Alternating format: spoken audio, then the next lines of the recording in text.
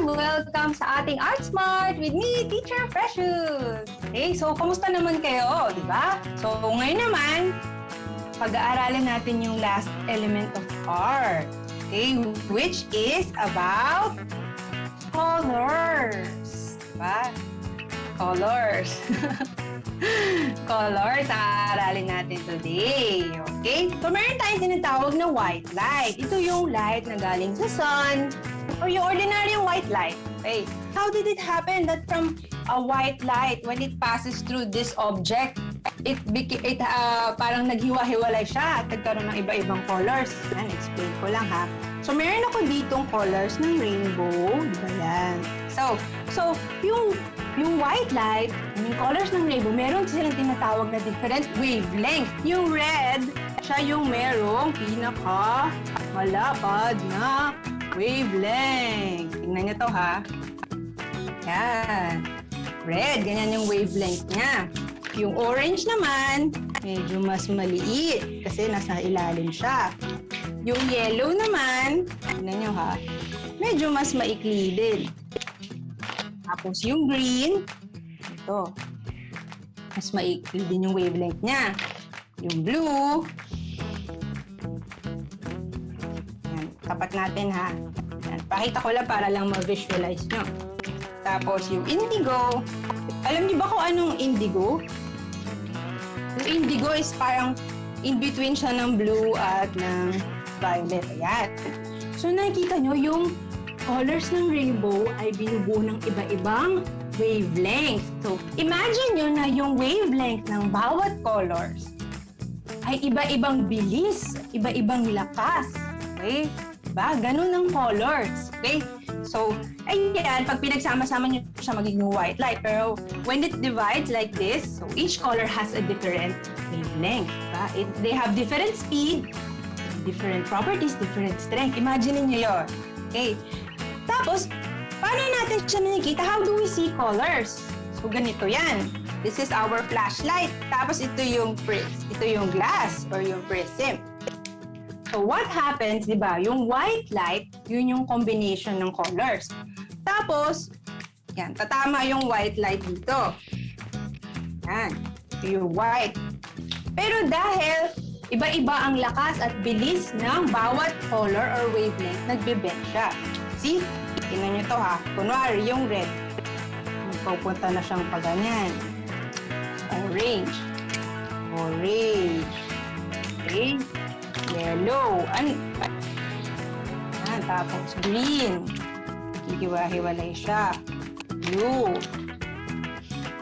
Tapos violet. Di ko na muna isama yung indigo kasi matagal eh. Yan. Tapos, yan. Kasi iba-iba sila ng speed, di ba? Ang lakas. So, pag dumaan sila sa isang transparent object or any object, naghihiwa-hiwalay sila kasi iba-iba sila ng speed. Ngayon, how do we see colors? So, ito So, imagine we have an apple. Hinog na apple. Hinog na. Ngayon, what happens? Di ba? Ito yung white light. Tapos, ito yung eyes natin. So, what happens is that when the light bounces, diba, kumari itong object, nagdagan ko kasi. Yan, nagawa ko ng red o apple. So, yung light, pupunta siya dun sa object, tatama siya sa object. Pero, kunwari, sa case nito, magbabounce yung red, oops, nagbend, pupunta dito sa eyes. Pero, ang mangyayari sa yellow, oops, maa-absorb lang siya nung object. Hindi siya magbabounce. Yan, blue. Tapos isa violet. Okay, yan. So ngayon, yung red lang yung tumalbog mula dun sa object. Red na color lang. So what color do we see? Anong kulay makikita natin kapag yung red na light, yung red, itong red lang yung nakapunta sa eyes? Anong color kaya makikita natin? Ba, makikita natin ay color red. Paano kung kunwari white? Yung white, tapos white yung nakikita natin. Anong colors kaya yung nagbabounce? Kung white ang nakikita natin. Ba? So, kung white naman, yung object, that means all colors are being reflected. Lahat ng kulay nakikita. Lahat ng kulay nagbabounce. Kaya pag ang tingin ng mata natin, white din. Okay? Paano naman kapag black? Kunwari buhok. Tapos nag-bounce tayo ng white light. White light. Anong colors kaya yung na-absorb ng color black? Tingin nyo. Yan, yellow, green, diba? Lahat ng kulay, pagbabounce. Anong color? What color can we see? Ay, anong color kaya ang makikita natin kung black? So, pag black, when you see black, that means no light is being reflected. Walang light na pumapasok sa eyes. So that means black is the absence of color or absence of light. So ngayon naman, we will try to create and to paint different colors. Okay? So yung dito, when we combine light, we call it additive property of light. Pag nag-combine ng light, nagiging white, di ba?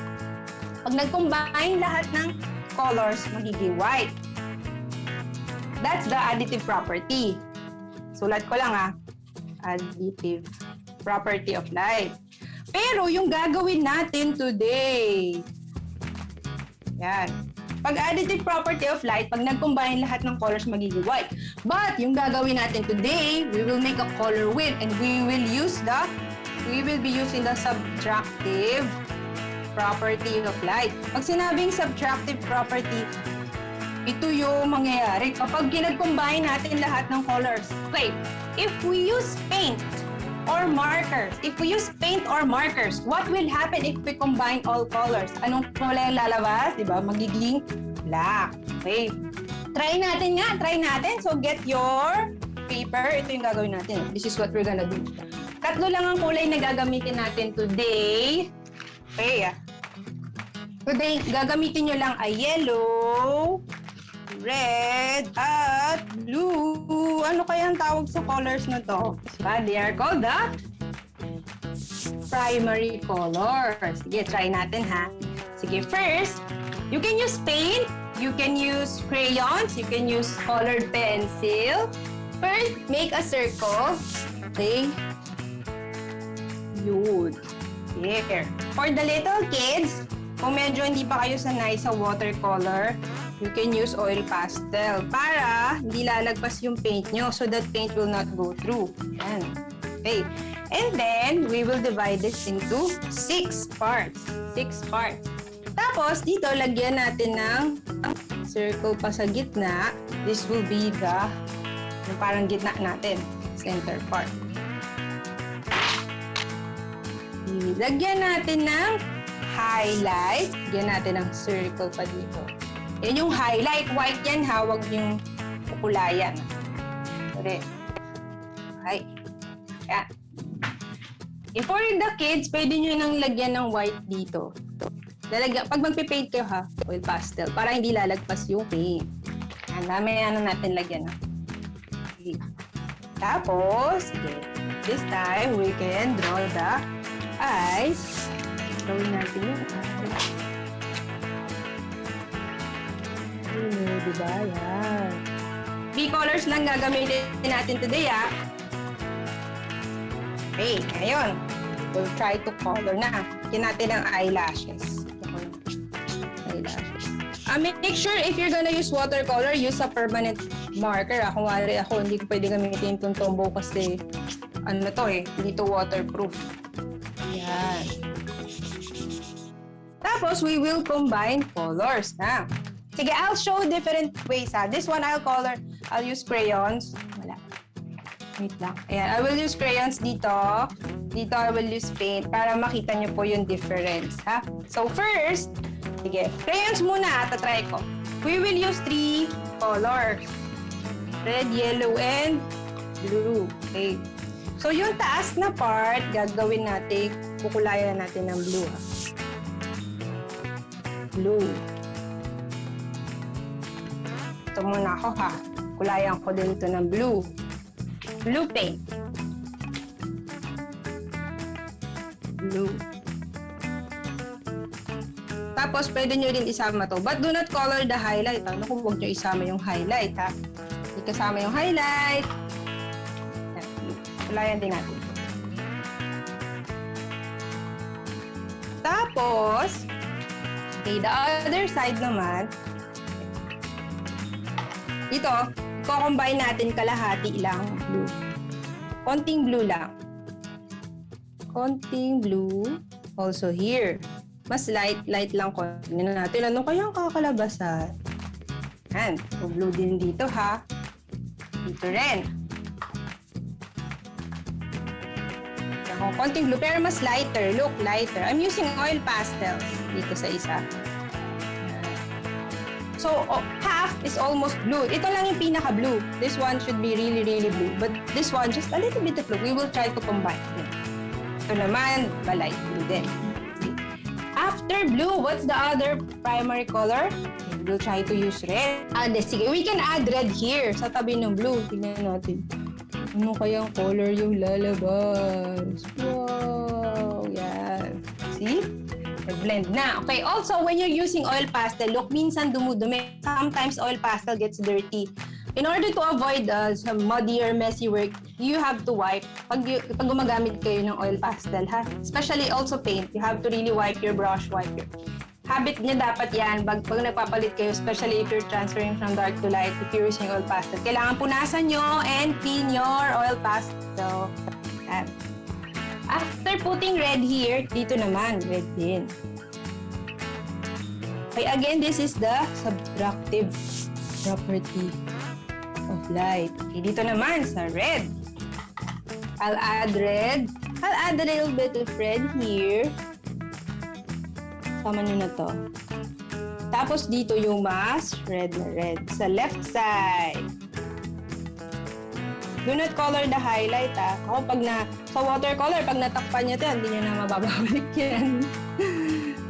Yan. Lagyan ko lang ng konting blue to para makuha natin yung color na yun. Diba? Okay. Then, you can also add a little bit of red here. Dito din sa baba. Medyo red din dito. Pero hindi masyado. Oh, ingat sa highlight, ha? Be careful with the highlight. Do not color the white part. We're only using red, blue, and yellow, ha? Walang gagamit ng ibang kulay, ha? Walang mandadaya. Yan, diba? Okay. So, if we're seeing red, kung red ang nakikita natin dito, diba? That means anong kulay ang nire-reflect nitong material na to? Diba? If we're seeing red, the color that is reflected by this object is color red. Diba? And next naman, what's the next color? Ano yung huling primary color na gagamitin natin? We're done with red, we're done with blue. What's the next color? Yellow. We'll add yellow. Also in watercolor, look, sometimes, tinan nyo medyo dirty na. You have to clean it and you have to wash it twice again, di ba? Diba ito, sorry, ito yung aking watercolor. Ito yung first wash, ito yung dirty, ito yung second wash. But clean. Make sure your paints are always clean. So dito na tayo sa last portion. This part. This one is color yellow. Ayan ko ng yellow.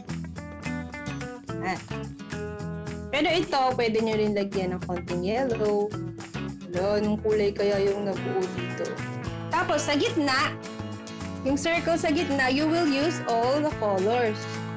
Sa gitna, I'm putting blue, I'm putting red. Easier to kapag crayons. Lagyan ko muna ito ng yellow. Yellow. Yellow. Oops. Careful lang sa black. Kasi kumalat. Lagyan natin ito ng... Oh! What happened? If we mix red and yellow, anong nangyari sa color? What color do we see now if we mix red and yellow? We have color orange, diba? If you mix red and yellow. How about this? Okay, nilinisan ko lang to. Tingnan niyo yung nangyari sa yellow ko. Dirty na. You need to clean it, wash it. Okay. Ito naman. What happened here? What will happen if I mix yellow and blue? What will happen if you mix yellow and blue? Tignan natin ha. Anong color to? What happens if you mix yellow and blue? You will get color green. Yes. Dito din, no? Diba? Yellow and blue makes green. Yellow and red makes orange. What about red and blue? Anong kinalabasan when we mix red and blue? Diba? Red and blue makes color violet. Okay? Yung purple, mas pinkish siya. Purple is more pinkish. Violet is the eggplant color. Alam niyo yun. Okay. And then sa center, you can mix all the colors together. What will happen if we mix all the colors together? Diba? Mukha na siyang brown or black or gray. So this is what will happen if you mix all the primary colors. It will turn like brown or gray. Okay? It's a neutral color. When you say neutral color, yung wala siya sa color wheel. Eyebrows. Lagyan natin ng kilay. Hindi ako. Gusto ko brown yung kilay niya. Anong kulay ang... Oops, red pala yun. Tingnan nyo, red. Diba nagkamali ako? Red. How to make it more orange? What should we add? Let's add yellow. So, nag-add lang ako ng yellow. If you want to make brown, anong kulay ang gagamitin natin to make brown? Ito yung gawa natin kanina, di ba? You can mix red, yellow, and a little bit of blue. Tapos, para magmukha lang may konting shadow, I'll add a little bit of blue here. Para naman medyo may depth. Tapos, konting brown pa dito. Tapos, konting sa kilay. You can be creative ba? Pwedeng may eyeshadow. Diba? Make sure na yung corners nyo may paint ha. Kasi yan yung mistake usually ng iba. Hindi nagpipaint until sa corner. Kailangan hanggang sa sulok may paint. Reminder lang. Para maganda po tingnan. Okay? So yan. So did you learn something new today? So tapos na ba kayo? Are you finished? Alright. So thank you for joining us today. Thank you. Bye. Know your art, be art smart.